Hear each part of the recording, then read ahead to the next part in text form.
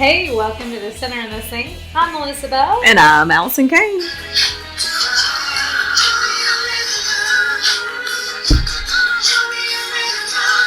Oh yeah, today we are talking about Cry Me a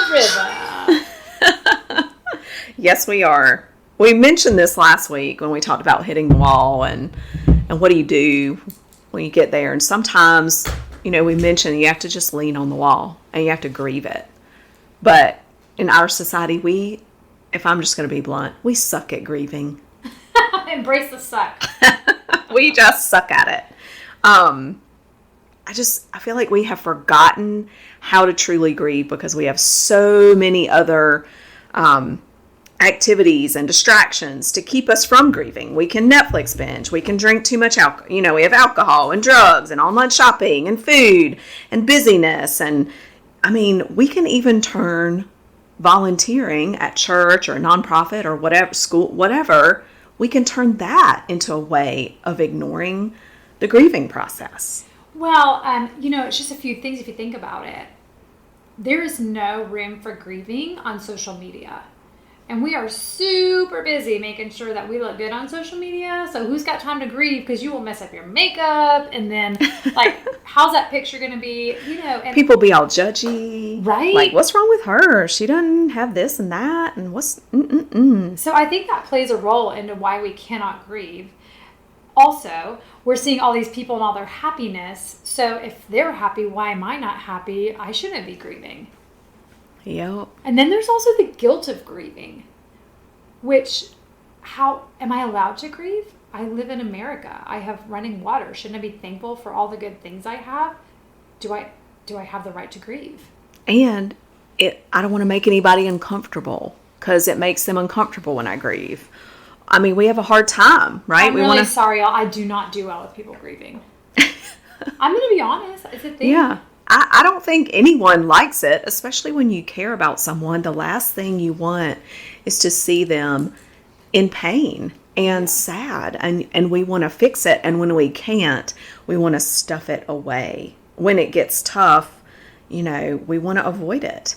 Right. We go into avoiding mode, or we go into fix it mode, or tuck it away. Just like, oh, well, it could be worse, or, oh my gosh, but you have this to look forward to.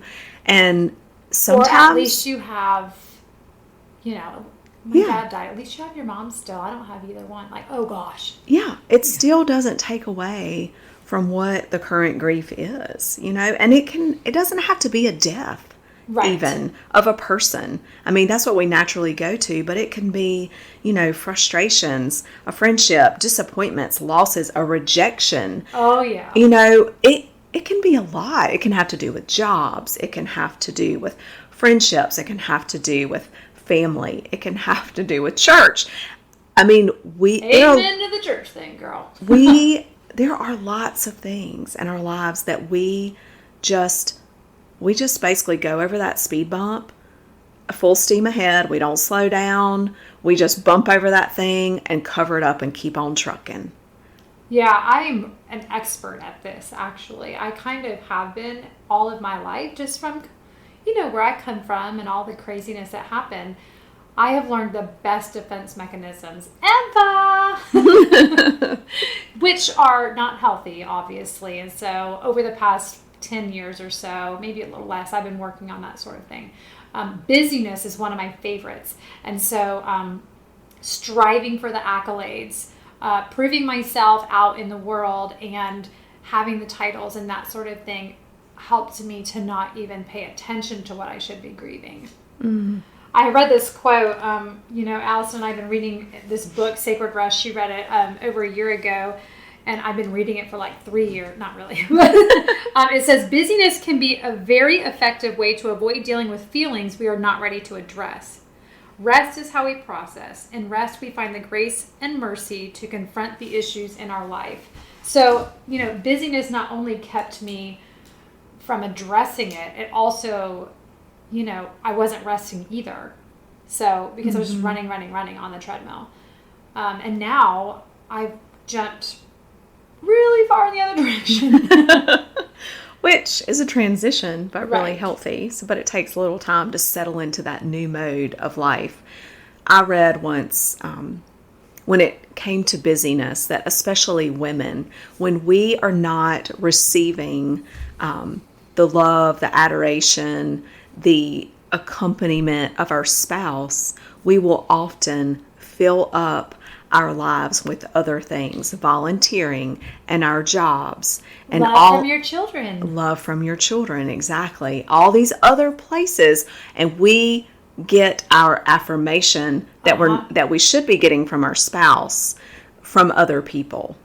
And then as we start receiving that from our spouse, we don't feel the need to be as busy. Mm-hmm. And that was very eye-opening to me. Yeah. You know, I always go to, I do hear what you're saying. That is, you should receive that from your spouse. But sometimes I get to this point where, I think that my husband should X, Y, Z. And God reminds me that he'll never fill the void that I have because that's God's place. Oh, yes. And I'm not saying Yeah. none of this is to fill God's space. That is where we go first. Like he gives us what we are. But as a spouse, our husbands have a responsibility told by the God in Scripture to love and support their wives as the church, like bride of Christ. And so when they're not doing that, then there is a void that we look for we fill in other ways, not the God one. Right. But they are responsible, to give us love and adoration and attention. Yeah, I can honestly say there have been times where I felt like I wasn't getting the love or adoration, as you would say, and I don't think in my mind I was thinking that's what I was looking for. Mm-hmm. But I do remember specifically thinking, well, if you don't think I look good, I'll make sure I look good so everybody else tells me that I look good. Yeah. And that's a slippery slope because, girlfriends will say it, but when a guy says it, that's nice, right? That's where danger comes in. Absolutely. Absolutely. Scripture teaches us that we need to face our losses. Even Jesus grieved with people, and the disciples did. They had their moments, and we see it through Scripture, and we need to work through them and work through that wall, like we talked about last week, slowly and strategically with the Lord, so that we are growing. We're seeing him at work. We're seeing his support. We're seeing his comfort, his peace. And that brings us closer to him, which is the whole stinking point. Right? Not that it's a stinking point, but it's like we just miss it. Like that is the point of these things. We cannot miss it. If we're ignoring it and we're not working through it and we're avoiding it and we're just slinging our fists through it, we are missing the beauty of it. And I love in 1 Thessalonians 4, it's like verses 13 through 18 or something, where it talks about we need to remember what God has done for us. Totally paraphrasing now. Because when we do, we are not grieving like the rest of mankind who have no hope. Oh gosh, that's good. Right? Yes. We have hope. We know what's on the other side. We know God has already won the battle. We know those things. We forget those things. Right. But we can't be afraid to grieve. Like, dude, we've already won. Well, not we, but we have because we're in God's family and God's already won. And so keeping that perspective and looking at it like that, we shouldn't grieve like the rest of mankind. We shouldn't turn to alcohol. We shouldn't turn to online shopping. We shouldn't turn to Netflix binging because we have hope like no one else. When you are a Christ follower and you know the sacrifice that has been made for you, for all of us, we should have that whole being hope. Well, and I also think about, she's talking about the hope that we spoke about, I think it was December 15th episode, with your really catchy little, what do you call it? Oh. N plus O. Oh, yes, my formula. Yeah, but I think it's important to remember that a lot of times when we're grieving, that's probably not our first go-to. Mm-hmm. And so then we feel guilty that that's not our first go-to. So then we brush it away because that's not our go-to, right? That's exactly right. And then the other issue is Then we have Absolutely. another issue because we're guilty. We feel shameful and guilty. Right. And then if our friends try to come in with the hope that we should have, reminding us of the hope that we should have, right? Then we feel guilty. Right. And we don't like our friends. We kind of get off, our little feathers get a little ruffled. A little ruffled. It's like, oh, well, I already know that. Right. And I tell people that. But it's just different when I have to do it myself. Yes. Always. Yes and yes. Always, always. You know, I really wish you would bring up the book of Job. I was trying to do it on my phone, but I'm too distracted now. I want to throw my phone. But in the book of Job, there's this great part where they talk about how the friends grieved with Job. She's going to look that up. But I really tried, guys.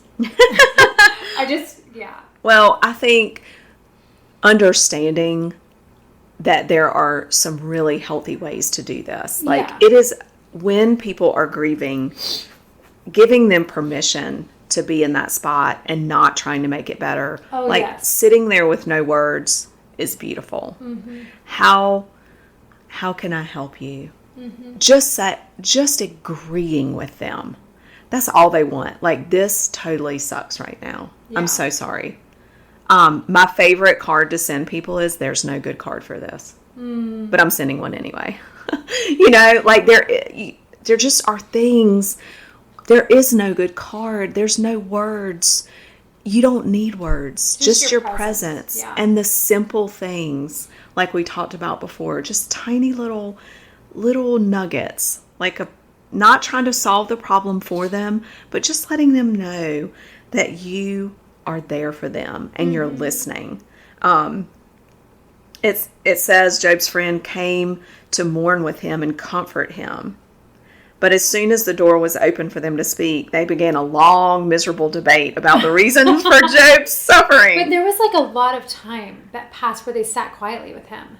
Yes, they did. After, I think. I don't remember that part. But Okay, that's the part I was looking for. I'm thinking, gosh. 7 days they were with him, though. Yeah. So they were with him for 7 days, but they certainly got it wrong at first, which we all do, you know. They tell Job that, like, it's his fault that he's suffering so much, and that Here's then a book of what not to do. Yeah, don't do this. Then that Job, like, God only acts with justice and fairness, so you must, like, you totally deserve this. Oh my goodness. Definitely don't say that. We've talked about it before, but you know, you just can't talk about it enough. I remember somebody put a book on my car that was a power of a praying parent when I was going through some things. And I was like, you coward, bring it to me. Have a conversation with me. And to me, when I got that Power of a Praying Parent book, it felt like, oh, well, obviously you're not praying enough, and this is why this is happening. Oh, you precious little soul. That's why you didn't show up in person. They were probably thinking, she will react that way, and I just want to leave this little nugget Right. so that she doesn't hate me. Right. And but when it was really a totally different right, but thing. that's how it comes across often Right. when we try to comfort somebody. Well, and you know, kind of going back to Job, I mean, he's a great example. I mean, they sat with him for 7 days in his misery and mourning and all that. Way longer than I would have, y'all. I'd have been like, all right, here's some tea and food and your remote. I'm out. Yeah. But it's like they could only do that for so long. Until. And then they're like, all right, man. Yeah. We kind of get sick of it. And I'm guilty of this. Me too. You know, and I think that's because it's not our job. Oh. Right? Okay, girl. There it is. It is not our job. We cannot fix the grieving. Yeah. And that's what we want to do. And so they did the right thing for so long, and then they just couldn't bear it anymore. And they were like, okay, basically, like, we're done with this. We're tired of this. It's making us really uncomfortable. Like, we've tried, but now you just probably deserve this, and you need to suck it up, Buttercup, and all these things. They probably should have just walked away when they were tired. Yes, because they were doing a great job until they opened their mouths. Damage control. Yeah. And I think this is a good example for us. Yes. What to do, what not to do, and to understand when things really got worked out, it's when God and Job were figuring this stuff out. Right. When Job kind of went to God and then God responded, and it got kind of fluffy up in there. It's a good book, for sure. Go and read it if you haven't read it before. Yeah, it's good. It's a little depressing, a little long, a little complicated. Yeah. Read it in the Message translation. I love it. Let's soften the blow a little bit. Let's just make it a little more comprehensible. But I think that when we try to solve it for people and we are trying to knock down the walls for them, we're trying to fix their losses and take away their obstacles, we are basically saying, you can't do this. I can do a better job than you. Thank God, I got this too. Yeah. And I'm just going to take this away. If we could just change our perspective, speaking, to me, change our perspective into thinking, when I do those things for someone, I am taking away their opportunity to grow in their faith, to grow in their journey with the Lord, and to dig deeper into all of those things. That is awful. Yeah. I never want to be an obstacle for someone growing in their faith and their strength and trust in the Lord. Right. That is terrifying to me. And then also, if you think about how all of us grieve differently, and Yes. so like one way you grieve is very different probably than the way that I grieve. And so you're implementing your grief process in my life, which looks probably very different, or, whoever. And so I think that plays another factor into it. Some people have to retreat and hole up and just be quiet and be with God, and that's where they're comfortable. Other people need to go out and read all the self-help books and, Right. Yeah. And professional help. Yes. Or whatever that looks like. Or talk to your small group, or but processing it. Not drinking it away. Or Netflix binging it away. Or shopping. Although it is fun until you get the bill. Oh, but you know what? I get sucked into that Facebook marketplace. There's so many good things on there you could just do to decorate your house. I can do that. I can decorate my house before I can deal with something. Just another great reason not to be on Facebook. Right? Oh my gosh. So I'm going to take us on a little squirrel trail. Okay. So you know what? They have these little wellness in the settings. And so it gives you can set your limits on your apps. Oh. And I'm sure you guys know this because you're probably way savvier than I am. And I've just been tucking it away and avoiding it. Oh, there you go. Yeah. So this week I decided, no, I'm going to set that. And I'm going to make sure that I'm choosing wisely with my time. And it is surprising. And I said to my husband, and I said, babe, just so you know, it actually tracks how much time you spend on every single item. And he's like, yeah, that's why I don't look at it. Yeah, I know. They know more about us than we know about us. Yeah, you guys, if you don't like the government monitoring you, turn your phone off. They probably still monitor you even when it's off, though. But just think about it. We used to have our phone on the wall. Yes. Right? Uh-huh. And so it was different. But also, I figure my Facebook is limited to 30 minutes a day, and that's to do business and everything. So then I have to take the process of getting my computer out. And when I get my computer out, I'm definitely going to work over Facebook. Well, I now think it's a win-win. The power company or somebody called the other day, and they want to put a special meter on my house. What are you doing here? All the parties. And I was like, it's like for the environment, to save money and all these things. I'm like, no, thanks. I don't need you to know how many times I flush my toilet. And the guy was like, okay. I said, I think everybody knows enough about me without me having a special meter on my house for y'all to know more. Alrighty, friend. He let me go. He did not try to sell me on the meter anymore. If you guys want to be on a do not call list without having to say, don't put me on the do not call list, do something like that. Yeah. I said it very nicely. I'm sure. So as we kind of wrap this up, I have a question for you. Oh, Lord. She didn't tell me about this one. Are you ever tempted to spin or cover your losses and skip the grieving and miss God's deeper work in you? I think that's a really high question. Come down to 5,000 feet for me. I mean, are you really good, at just sort of spinning something to make it better than it is? I'm like Miss Pollyanna. I can always put a good spin on things. Or ignoring things to cover it up, because it's easier, but we're missing God's work. I mean, my answer is like, heck yeah. I am, because it is hard and it takes work. Yes.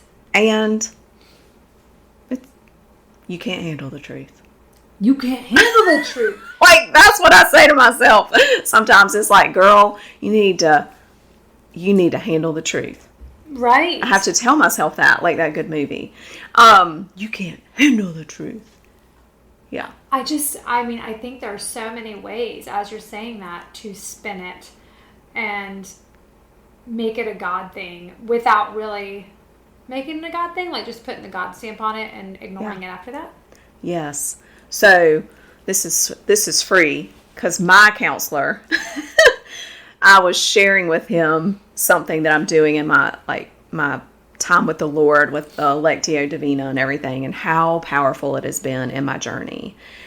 And he said, okay, I'm going to tell you something, which is when I always get really nervous. Right? I'm like, my phone's ringing. I got to go. Buddy. Yeah. It's like, is this going to be a good thing, a bad thing? And I'm like holding my breath. He's like, I want you to know that I realize that this is actually working for you. And I'm like, well, yeah, I just told you it was. Like, duh.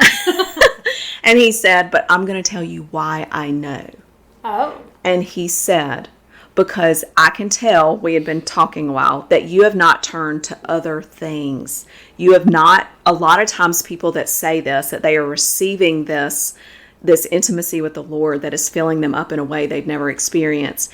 It's not really happening, because if you look at their life, you see them turning more to food or to sex or to busyness or to these other things. And he said, I don't see you doing that. And so this truly is working for you. And I'm like, oh, shoo, because I really thought it was. So I'm really glad that I can really feel it. It's really made a difference. And I said, I really needed that affirmation. And so I think that is something that I need to take that into other areas of my life too, though. I think sometimes we trick ourselves. We can spin things to make them seem better and like it's working more than they actually are. So we say, oh, well, yeah, this is going really great in this relationship or this whatever. But if we look at from like the big picture or get the sky view from down on the ground, we're looking at, oh, but I'm keeping myself really busy, or I'm drinking too much, or I'm doing too much Netflix binging. So I'm thinking things are on the right track, but really they must not be. I'm just avoiding it. I'm avoiding it, and I'm spinning it to look like things are getting so much better. And I mean, I think we're all guilty of that. And I think social media has certainly made it worse, because we spend our lives spinning, the truth, just like the news does. We learn from the news as well. That was also a free one. That was also free. Anyway, so I think we just want to ask you all that today. Like, are you spinning something? Are you covering something with something else? Are you avoiding it? And if you are, we just pray that God opens your eyes, as he has for us in many ways in our life, that he'll open your eyes to that and help you deal with sitting at that wall and grieving and knowing that it's okay and you're in good company, and that we have this amazing whole being hope that so many other people do not have in the world. I love that. And the best way to look into your life and see if that's a thing is to kind of take note of your daily activities. Do you, what is your pattern? Does your husband walk out the door and you immediately dive into Facebook?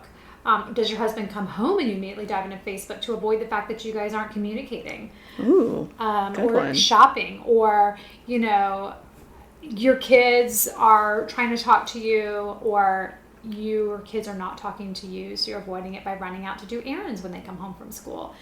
What are you avoiding, and how are you avoiding it? And that's a wall. That's a wall. Recognize it as a wall and know that it's okay that we all have those, and they're not going to go away. They'll continue to crop up. It's what we do with them. Yeah. And certainly the more that we tackle them as they come up, it's a lot easier to tackle a thin wall than one that's been building on building on building on building on building wall. It's a lot harder to break through 10 layers of a wall than a single layer. So don't wait too long. Yeah. And y'all, if you are grieving today, I just we just hope that you find a healthy way to grieve, a space that feels good to you. Don't feel shame. Don't feel like you have to do it a certain way. Don't feel like you have to hurry up. That's right. Just make sure that you're in connection with people that understand what's going on, and also, of course, that you're meditating on God and writing to Him or journaling to Him or just talking out loud or screaming at Him. And help a friend out that's come alongside you, and be very precise with what you need from them. And when you call, if you need advice, say, I really need your advice. Or if you don't, say, hey, I don't need your advice. I'm just calling. I need someone to listen to me right now. That is so helpful. And I'm sure you would agree. You would want a friend to call and say that, because we definitely don't want to push people away or hinder them, but we also do want to help when they need our help. And so just use your words. Use your words. Use your words. And have a great week. Yes, absolutely. Thanks for joining us on The Sinner and the Saint. We look forward to being with you next week.